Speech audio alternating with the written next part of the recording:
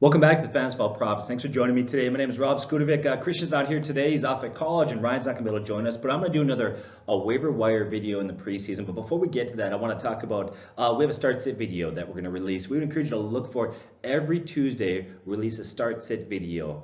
And we're doing this to help you understand matchup considerations. We cover every team and every game and all the players that we believe are relevant in terms of fantasy. So our start sit videos we release every Tuesday for you. And the reason why I release it on Tuesday, one, we understand that some of you, based on start sit information, may determine your waiver wire pickups.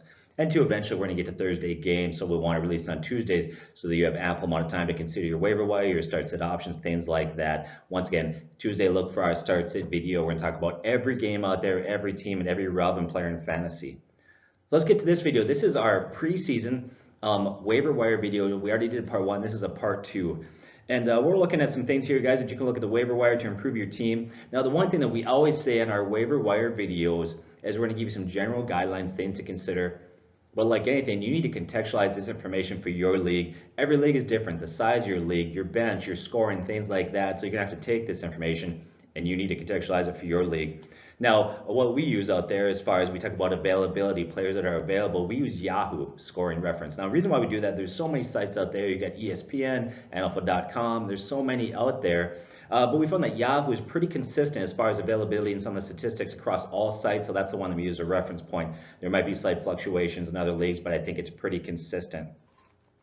Another thing that we mentioned in our waiver wire video is we often will give you names that aren't necessarily 95% available. We heard people last year say, hey, how come you're not giving us a guy that's 95% available? You're talking about guys that are maybe 25 or 35% available in that kind of area, that range there. Well, here's why. One, every once in a while we will give you a player that's 95% available, but typically speaking, if a player is 95% available in most leagues, there's a reason why he's 95% available. And yeah, he might be a guy that you can swing for the fence on. He might be a deep sleeper, but can you really trust that guy? So what we prefer to do is to give you one player that's 95% available. I'd rather give you 5 or 6 players that are maybe 25 to 30% available, but yet those are players that we trust that are going to be more productive. They're more reliable than those that are more readily available. And that's why we do that. So our waiver wire videos are a little bit longer, but that's why we do that. You'll see that once we actually get into the season. So right now, the waiver wire video is kind of a bit boring, personally, but we want to give you guys some things out there. There'll be more movement. There'll be more things to consider after week one. After week one this weekend, coming up here, I'm excited. You get to see performances. Guys go out there and there'll be good performances. There'll be bad performances. You'll have unfortunate injuries in week one. Players are going to get dropped by other fantasy owners. That's going to happen last year. Started the season, I didn't have a great quarterback per se, but I never worry about it because there's always quarterbacks to pick up. And after week one, somebody dropped Carson Wentz. I was all over that. I picked the guy up and ran with him the rest of the year. So there'll always be that foolish or impatient owner out there that you could take advantage of. Our waiver wire week 2 video will be able to better assess things because we'll have offensive and defensive trends will begin to take shape and form a little bit. Now, right now, we talk about strength of schedule. I know we talked about that a lot. A lot of people love to reference that. But if we're being honest, those strength of schedules are going back to last year. And even experts have to admit that that's somewhat guesswork. And I'll give you an example. 2016, the Rams were last in scoring with 14 points per game. The very next year, they rebound to be number 1 in points scored at 29.9 points per game. And so they went from worst to first in 1 year. And so, you know what, we look back to last year, but a lot can change. So I really feel like it takes like 2 to 3 weeks before you can really start to trust some of the new defensive and offensive rankings in terms of fluctuations, matchup plays, things like that. But we'll get a little bit of an idea after week 1. After week 1, we'll get to see target distribution. You know, last year, Hooper went out there, for example, had a huge game. He had 2 catches, 100 yards, a touchdown. People were huge on him. But if you look at it, he only had 2 targets in that game. He had a decent year. He had a better year last year than he did his rookie year, but he wasn't great. And so target distribution is important. We'll get to see snaps on field. How much is actually that player on the field with the first team offense or defense, things like that. Look at injuries, you name it. The preseason right now, these videos are more about showing up your backups with sleepers, adding depth to your wide receiver and running back positions. Another thing I want to get to before we get into some names out there is we're going to talk about some names. We're not going to give you a lot of deep information. The reason why we're not going to do that is a lot of these names that we're going to discuss today, we've already talked about in other videos, so I don't want to beat a dead horse there. So let's get to our first waiver wire considerations. We'll talk about the quarterback position.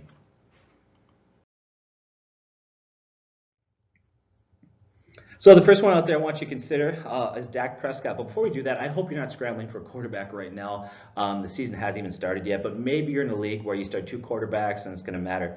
First guy I want you to consider out there is Dak Prescott. He's 30% available in most leagues. I really like this kid. I think he's got a lot of talent. I think he's got the skills. I think he's going to have a great NFL career. He looked very good his rookie year. As you know, he was huge. People were big on him last season. Then last year, he had a 20-point dip in his QBR, along with 1 less passing touchdown, less passing yards, and that disappointed a lot of owners. But I think he's the real deal. We believe he's going to rebound this year. We expect him to return back to his rookie form and probably improve on that even. Now, if you look at his first 6 games last year, he's performing very well. Through his first 6 games, he had a great touchdown to interception ratio of 14-4. He was on pace for 37 touchdown passes, and I think what finally happened is that offense and that team, play action was such a huge part of what they do. With Ezekiel Elliott out of there, play action wasn't nearly as effective. Teams started loading the box, and I think that hurts. Obviously, they're going to have Ezekiel Elliott back for an entire season, not bringing play action back. I think the offensive line being healthy again will help there.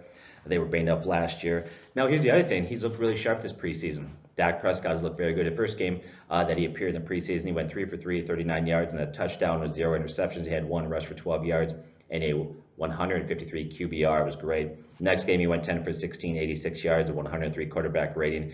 He's looked very sharp in the preseason. Now, the one concern a lot of people have out there is a lack of weapons. Now that Dez Bryant is gone, they're concerned that's going to hurt him. I'll say this. One, Dez Bryant is not signed right now. I think there's 2 reasons for that. One, he brings a lot of drama. People don't want to deal with his issues he brings. 2, he's not the wide receiver he was 5 or 6 years ago.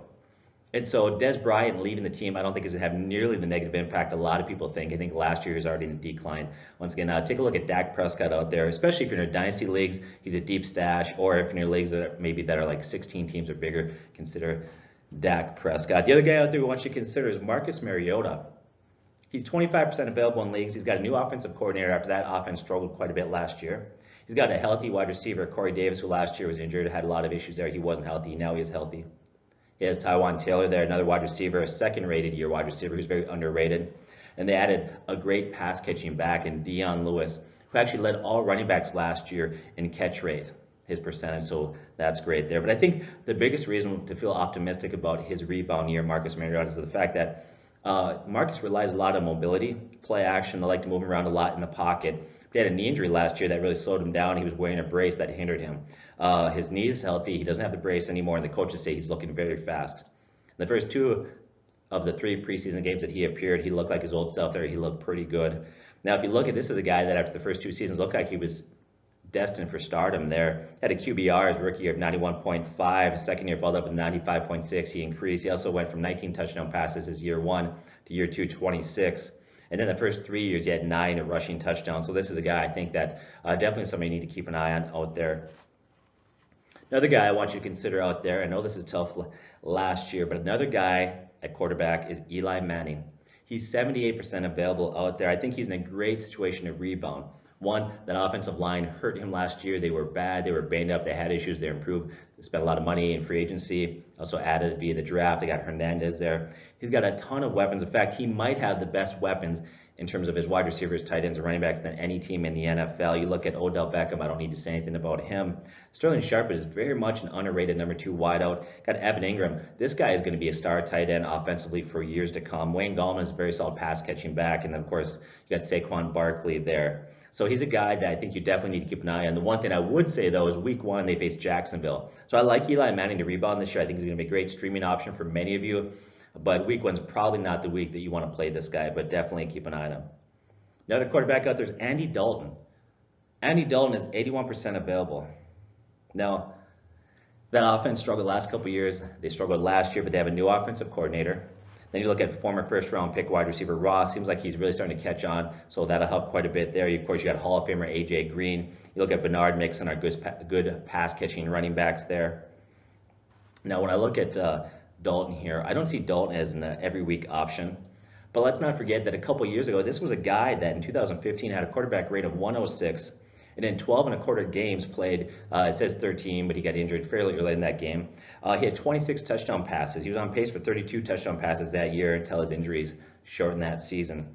Now that offensive line's improved in the offseason there.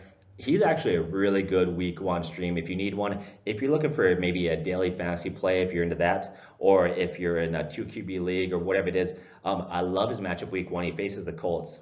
Last year, the Colts finished 30th in points allowed on defense. And so he's a nice streaming option week 1 here. I like Andy Dalton. And Andy Dalton's looked pretty good in the preseason. So between the new offensive coordinator, some of the young weapons that are developing there, I think that he could be a nice pick for you out there. And then the other guy I want you to consider is Tyrod Taylor. And I think Tyrod Taylor is a guy that you need to consider week 1. He's 87% available. Now he faces Pittsburgh week 1. That Pittsburgh defense last year was a tale of two defenses, okay? If you look at the first 10 games last year, the defense looked great. They were only allowing 16.5 points per game.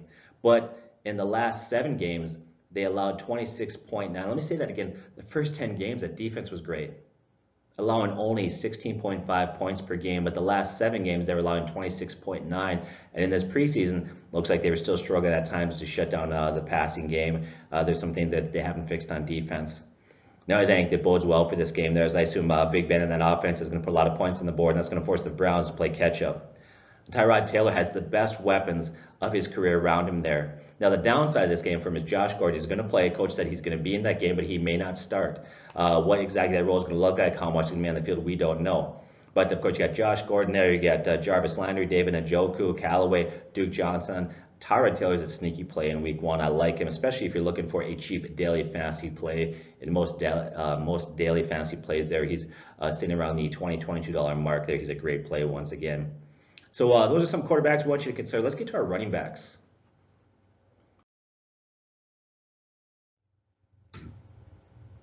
So whenever you can improve your team, that's so important. We always say don't leave dead weight on your bench. Always look to upgrade. You never know when injuries are right on the corner, or if you can trade away a guy, or if you can just keep talent off another team's bench. You've got to improve your team.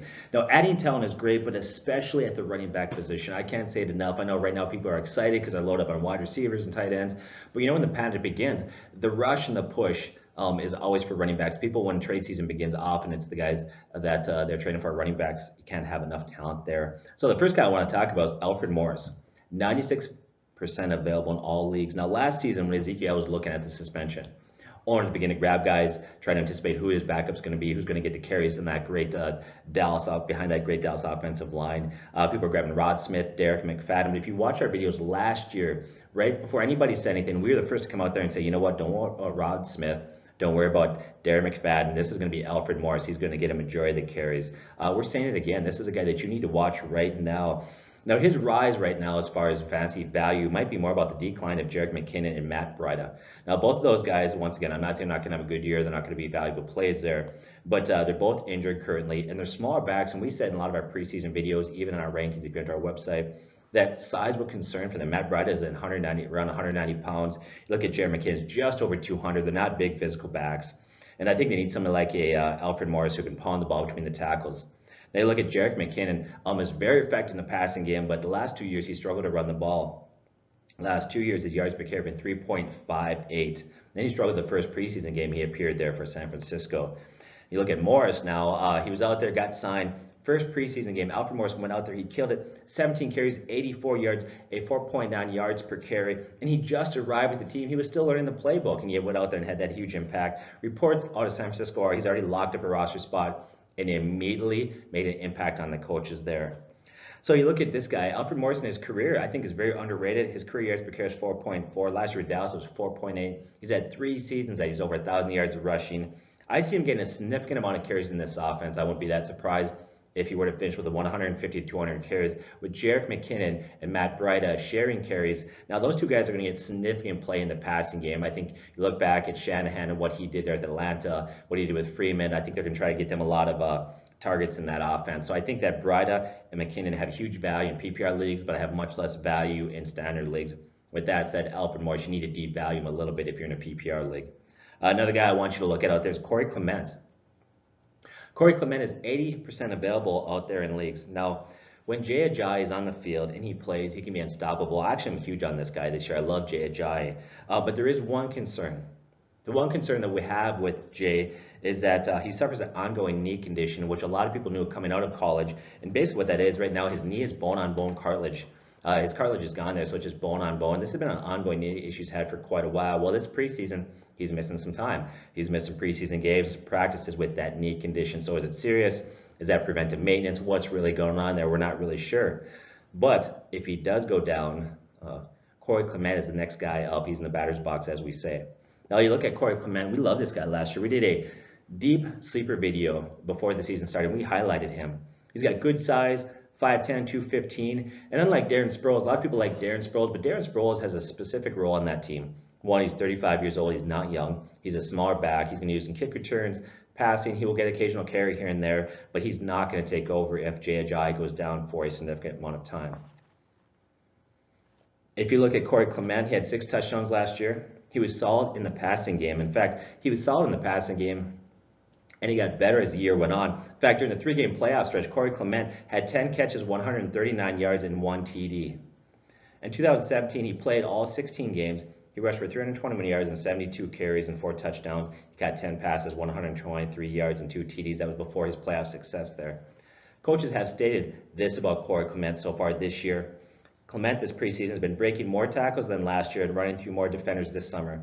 His ability to catch the ball and make defenders miss is already established. He's adding one other dimension to his game here. He looks great. When you look at Corey and his body of work in 2 short years, he's done great. Deuce Staley said, "I'm excited about Clement. We're lucky to have him here. I look forward to seeing how good he is and how we continue moving forward in the future." The other thing he did in the offseason, Corey Clement concentrated more on his legs this offseason. He's down to 215 pounds. He feels good at that weight. Feels like he can be quicker, faster, but he hasn't lost any power. And he's 1 injury away from being a starter there, and he'd be great. Let's not forget that he plays for, on an offense anyways.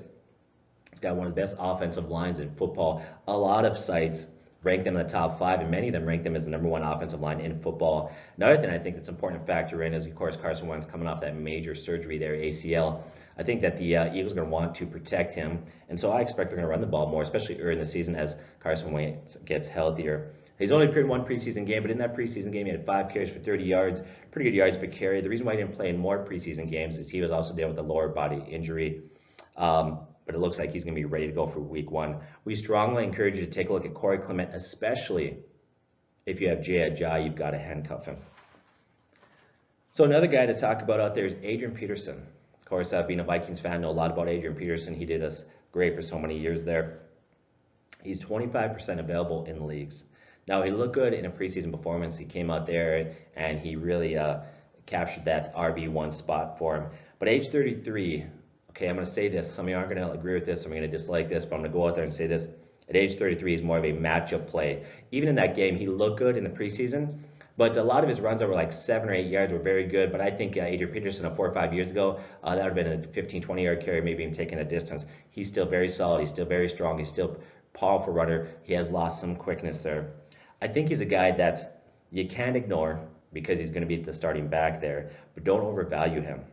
Last season, against 2 very below average run defenses, you look Tampa Bay and San Francisco, who are 22nd, 23rd in rush defense.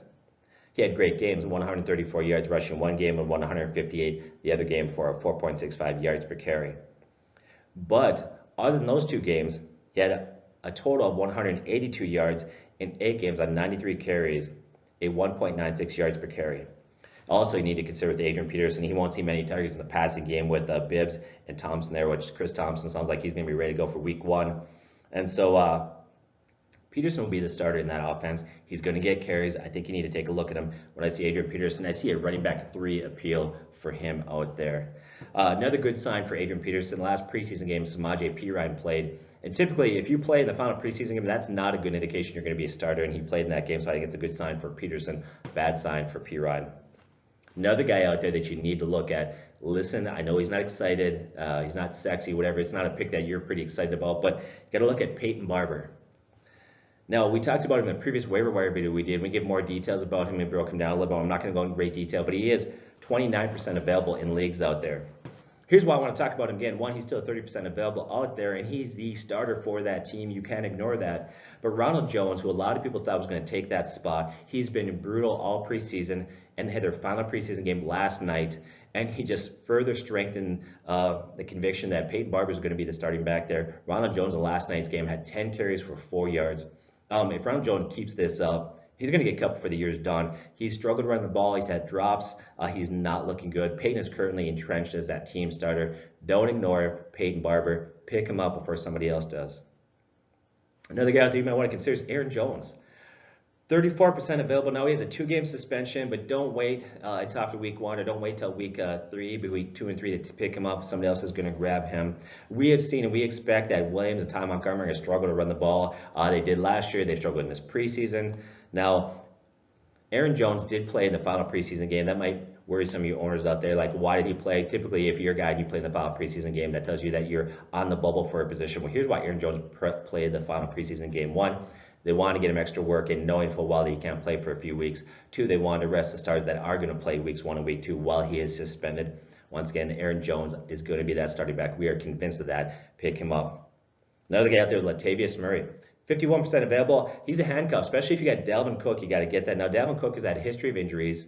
They don't have Jerick McKinnon there anymore, and that's going to up Latavius Murray's value. We've mentioned this before. Not only is he going to have, I think, a role there in terms of being the backup to Cook and the possibility of Cook getting injured, but without Jerick McKinnon there and the fact that I think the Vikings are going to want to spread that ball distribution out and the carries out, they're going to want to put that whole load on Dalvin Cook. I think Latavius Murray is a solid play out there.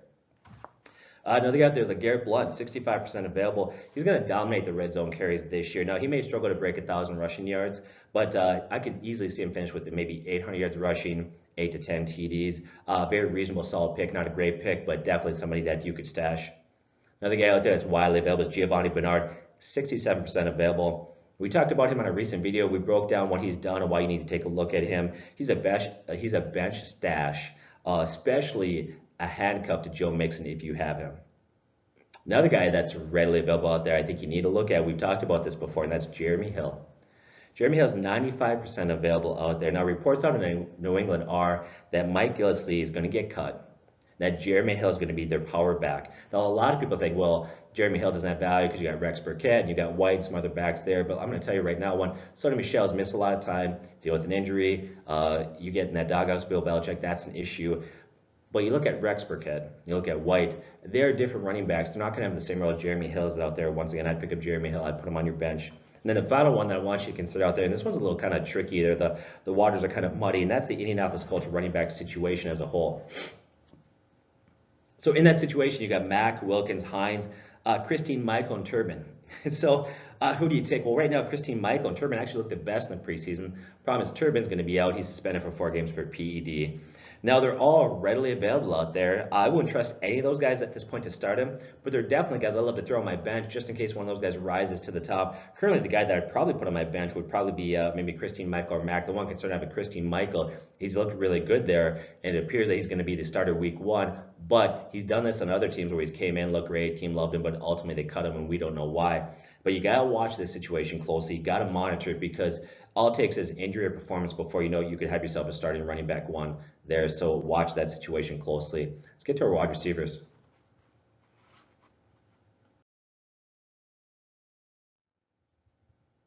So when you talk about wide receivers, there's actually a ton of wide receivers out there now that have a lot of potential that could be moving into starting roles and be a significant impact player in fantasy. I'm not going to talk about a lot of guys out there. We'll talk about a few. The one thing I would say out there, and we've said this before, don't leave dead weight on your bench. Here's what dead weight is. Right now on your bench, you should not have your backup quarterback, tight end, kicker, or defense. You need to stash wide receivers and running backs. That's where your value is going to come. So I'll talk about a few guys. First guy I want to talk about is Kenny Stills. 35% available out there in most leagues. He's only 26 years old. It felt like this guy's been around forever. But you think about guys that really kind of broke out, had takeoff careers. You look at Adam Thielen, really kind of had his breakout career when he was 26. We talked about, of course, Chris Carter before the Vikings, Hall of Famer, who didn't have his first 1,000-yard season until he was 28. Now, Kenny Stills is not an exciting play per se, but he's a very solid play in fantasy. And sometimes in fantasy, slow and steady wins the race. Last 2 years, he had 15 touchdowns. That's very good. A lot of people don't realize he's had that. In his second season playing for New Orleans, he had 931 receiving yards in 15 games. That looked very good. Then he goes to Miami, starts slow. He has 440 yards, 726. Then last year, he had 846 receiving yards. But I think some of those numbers were hurt by bad quarterback play. I think he could benefit if Ryan Tannehill's back and playing well. When I look at him, I see similarity between him and Marvin Jones, who finally last year, for the first time ever, Marvin Jones had over 1,000 yards of receiving. You look at Miami, I think the one thing I look at Miami, I think they're going to be playing from behind a lot this year, and I think that's huge because garbage time statistics matter in fantasy. It doesn't matter. Think about Allen Robinson playing for the Jaguars a few years ago. He had a huge year there because Jaguars were playing from behind. In fact, I think they led all teams And that year, Blake Bowles had over 30 touchdown passes, and many of those stats came in the last quarter. So I think this is a guy that could be get a lot of garbage time statistics there. As far as competition goes, Devontae Parker is a guy that for years kept saying this guy's got wide receiver 1 talent, ability. Coaches talked him up, but he just hasn't proven it. That talent hasn't come to fruition. This year, though, Devontae Parker, the coaches are down on him. He's hurt. Said he's been blanketed in coverage a lot, so he's not looking good. And then you got Danny Amendola there, who's a slot receiver with a limited ceiling. So I look at this right now. I think Kenny Stills is your guy on that team. Another guy out there that you need to stash, especially if you're in a dynasty league, is Traquan Smith, wide receiver of the Saints.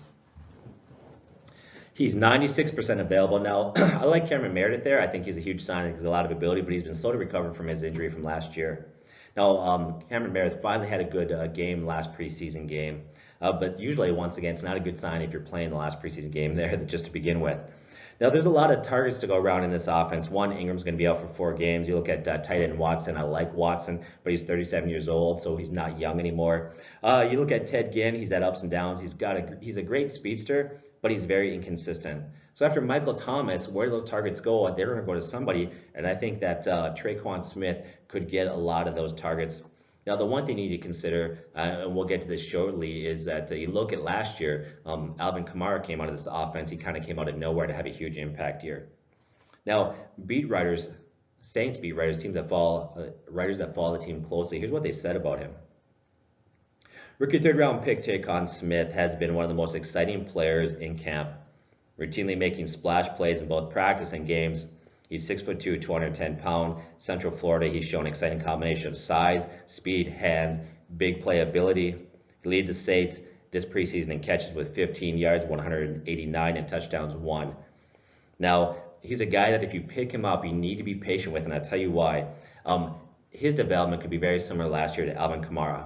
We saw last year that Alvin Kamara looked great in the preseason, but it took him a while before he had an impact in the regular season. In fact, before week 4 of last year, Alvin Kamara only averaged 6.67 touches per game. And then in week 4, he exploded. So he's a guy that if you pick up Traquan Smith, you need to be patient. You may need to stash him for a few weeks.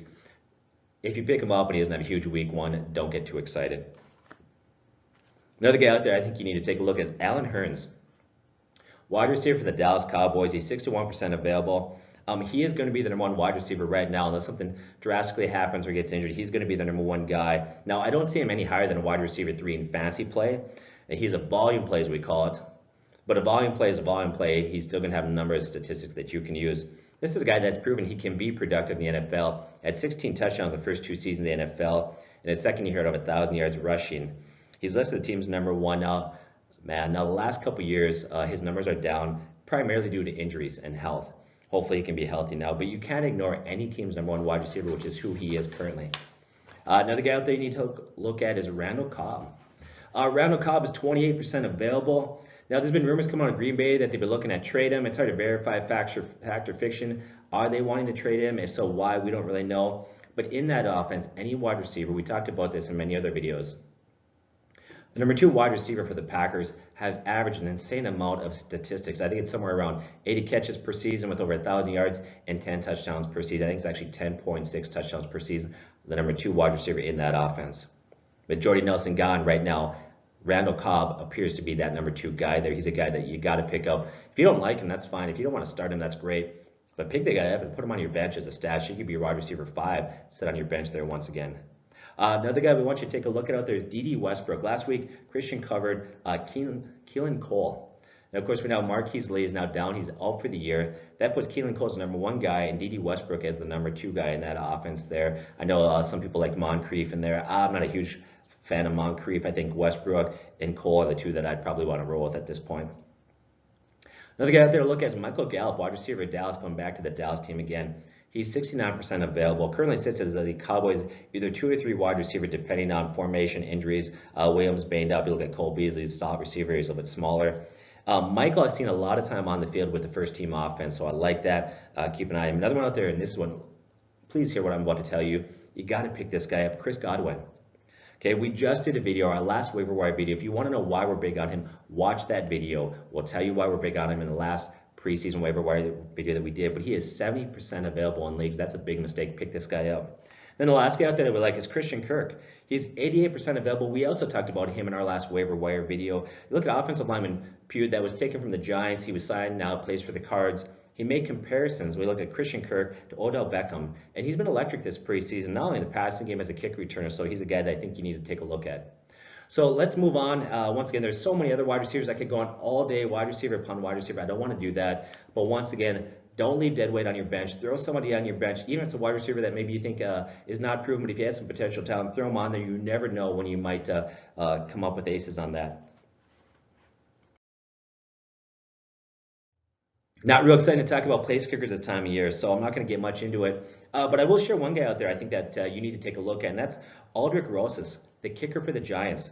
Now, he had struggles as a rookie, okay, but this preseason he's been accurate. He's shown he has a strong leg. He's nailed some long field goals, and he plays in an offense that should be close to the top 10. I think that offense is going to do a lot better this year.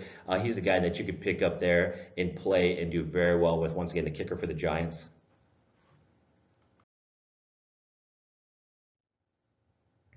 How about streaming defenses? Well, I'm not going to talk about defense like the Vikings or the Jaguars. Here's why. If you're talking about streaming defenses, then you're talking about defenses that are available on the waiver wire. Obviously, the top 5 defenses aren't going to be out there. It'd be foolish of me to say you should play the Jaguars. Of course you should. They're a great defense. So I want to talk about those that are readily available out there. And there's 3 defenses that are readily available out there right now in most leagues that have good matchups. The first one is Detroit. I'm not a big Detroit Lions fan, but they play the Jets at home, and it's going to be rookie quarterback Sam Darnold starting that game. And so whenever a defense plays a rookie quarterback, that's a great matchup. He's going to see things he's never saw. They're going to bring blitz packages, confusion. Obviously, there's a learning curve for a rookie quarterback, no matter how talented he is. The other defense out there to pick up week 1 that you could stream is Green Bay versus Chicago at home. I'm not a big fan of the Green Bay defense this year per se, but Mitch Trubisky has a lot to prove. Last year he struggled quite a bit. Hopefully Coach Nagel will turn that around, but until they've proven that, I like that matchup. And then the final one is Tennessee versus Miami. That has some appeal. If you're looking at defenses to stream, you could look at those. So those are some more waiver wire considerations for you. Once again, kind of boring right now. I'm excited after week 1 of the NFL season, because then we'll have a ton of information. Trends will begin to share. We'll have statistics. Then we can really bring you some comprehensive waiver wire information. But look Tuesday for our Stardom Sit 'em video. God bless. Thanks for joining us.